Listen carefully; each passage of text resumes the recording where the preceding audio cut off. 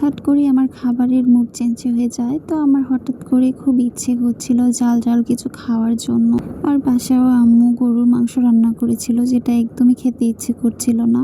তো চলো ইউনিক কোনো রেসিপি ট্রাই করি। তো আসসালামু আলাইকুম, হ্যালো এভরিওয়ান, আমি মিষ্টি চলে আসলাম প্রতিদিনের মতো আরও একটি ডেলি ব্লগ নিয়ে। তো আজকে আমি কি দিয়ে খাবো সেটাই ভাবতে ভাবতে চলে আসলাম একটা রেসিপি ট্রাই করার জন্য। তো চলো কি রেসিপি করি সেটাই তোমাদের সাথে শেয়ার করি। তো এখানে আমি কিছু পেঁয়াজ সুন্দর করে পরিষ্কার করে নিব।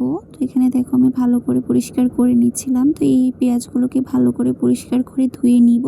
অনেক সময় কিন্তু ছুরি দিয়ে কাজ করতে একদম ভালো লাগে না, মুছে দা বা বটি দিয়ে কাজ করার জন্য। তো ভিডিওর জন্য অবশ্যই ছুরি দিয়ে কাজ করতে হয়। তো এখন আমি পেঁয়াজগুলোকে সুন্দর করে কুচি কুচি কুচি করে কেটে নিব।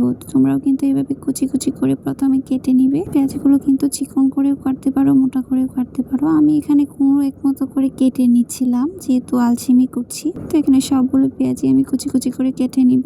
তো আমার কাছে যখনই কোনো কিছু খেতে ইচ্ছে না করে তখনই আমি এভাবে পেঁয়াজ কুচি কুচি করে কেটে তারপর রেসিপি ট্রাই করি। আর বিভিন্ন ধরনের রেসিপি মন চায় ট্রাই করার জন্য, যখন যেটা মুড চলে আসে আর কি তেমনই। তো আমার মতো কে কে এভাবে প্রতি মুহূর্তে মুড চেঞ্জ হয়ে যায় একটু কমেন্ট সেকশনে কমেন্টস করে জানাবে। আর তোমরা কে কোন জায়গা থেকে আমার ভিডিওটা দেখছো অবশ্যই কমেন্ট সেকশনে কমেন্টস করতে ভুলবে না। আর ভালো লাগলে ভিডিওটি একটি শেয়ার করে দিবে। আর আমার পেজে নতুন হয়ে থাকলে অবশ্যই আমার পেজটাকে একটা লাইক ফলো দিয়ে পাশে থাকবে। তো দেখো আমার সবগুলো পেঁয়াজ কুচি কুচি করে কাটা হয়ে গিয়েছে। এখন আমি এখানে বেশ কিছু মরিচ দিয়ে দিব। আজকে বেশি বেশি জাল খেতে ইচ্ছে করছিল, তাই এখানে অনেকগুলো মরিচ দিয়ে দিচ্ছি, শুকনো মরিচ। তো এইভাবে করে এখন আমি সবগুলো মরিচকে একসাথে পেঁয়াজের সাথে মাখিয়ে নিব। তো তোমরা ওইভাবে মাখিয়ে নিবে সুন্দর করে। এটাকে এখন আমি ভালো করে মাখাবো। তারপর এতে মাখানো হয়ে গেলে এখানে হালকা পরিমাণ লবণ ইউজ করব। লবণ দিয়ে আবারও কিছুক্ষণ ভালো করে ডলে মাখিয়ে নিব। আর তোমরা যারা একদমই ঝাল খেতে পারো না তারা কিন্তু এখানে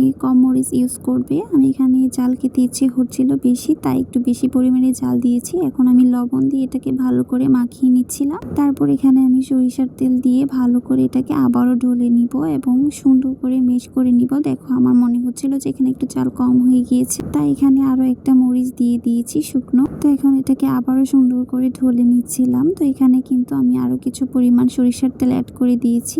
এটাকে এখন কিছুক্ষণ মাখিয়ে এটাকে আমি সাইডে রেখে দিব। এখন কিন্তু তোমরা এভাবেও ভর্তাটা করে জাস্ট বাদ দিয়ে খেতে পারো, খেতে কিন্তু দারুণ লাগে। আমি কিন্তু এভাবেও খেয়েছি। তারপর এখানে আমি কিছু পাতা অ্যাড করব। তো তোমাদেরকে আগেই বলে রাখি যে যাদের কাছে আমার ভিডিওটা ভালো লাগবে না তারা কিন্তু স্কিপ করে চলে যেতে পারো, আর যাদের কাছে ভালো লাগবে তারাই কিন্তু ভিডিওটি দেখে একটি শেয়ার করে দিবে আর কমেন্টস করে জানাবে ভিডিওটা কেমন হলো। শুকনো পাট শাকের পাতা নিয়ে নিয়েছি। আমরা কিন্তু এই পাট শাকগুলোকে কেটে যখন কাঁচা ছিল তখন এনে সুন্দর করে পরিষ্কার করে কেটে রোদে শুকিয়ে দিয়েছিলাম। তো এখন আমি শুকনো পাতাগুলোই কিন্তু এখানে দিয়ে ভর্তাটা করে নিয়েছি। এই ভর্তাটা কিন্তু খেতে অসাধারণ লাগে। তো আজকে ভিডিওটা কেমন হয়েছে অবশ্যই কমেন্ট সেকশনে কমেন্টস করে জানাতে ভুলবেন না। ধন্যবাদ সবাইকে।